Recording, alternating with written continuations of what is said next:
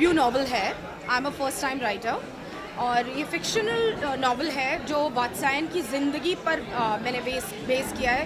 वात्सायन जिन्होंने कामासूत्र लिखा है और कामासूत्र 2000 साल पहले लिखी गई थी, मगर जो आज बहुत ही सबसे ज़्यादा गूगल्ड वर्ड है, मगर वात्सायन के बारे में लोग नहीं जानते।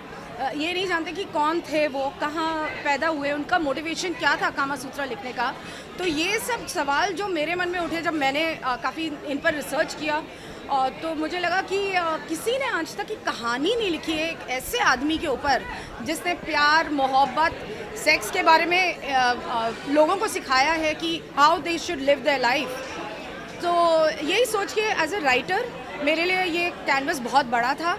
मैंने सोचा इनके कैरेक्टर के बारे में लिखूं और एक कहानी अचानक अपने आप से आने लगी, and it's a purely fictional novel. ये इवेंट जया की पहली किताब कामा के लॉन्च के लिए है। जया बहुत पुरानी दोस्त है, बहुत अरसे से हम जानते हैं उन्हें, और इनफैक्ट ये आई थिंक 2-3 साल से ये किताब रिसर्च कर रही हैं और लिख रही हैं।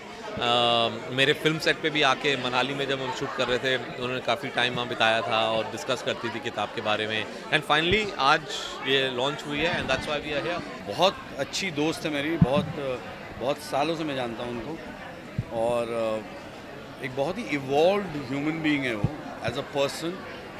Very feisty, very intelligent, very well read. So उस तरह की एक महिला है जो जैसे मैं अक्सर कहता रहता हूँ कि मुझे कुछ औरतें हैं मेरी ज़िंदगी में who I deeply respect, I love and I admire them, and Jaya is one of them.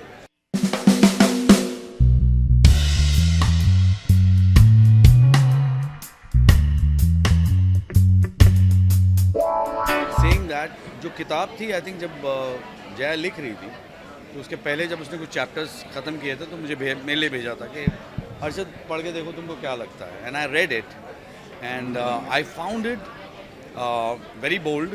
I told her that. I said, you have guts to write a book like this in a time like this. You know, because I think हम लोग एक ऐसे दौर से गुजर रहे हैं और उसने इतनी bold किताब लिखी है, and it is so interesting. The book is brilliantly written, very enticing, and the moment you read it, being an actor, I read it and I said यार इसकी फिल्म बननी चाहिए, जो मेरे ख्याल से बन रही है. So I think it's that kind of a book that once you hold it, like Roshan said, you know, कि 5 घंटे में he just couldn't put it down. Like Maria said, she couldn't put it down.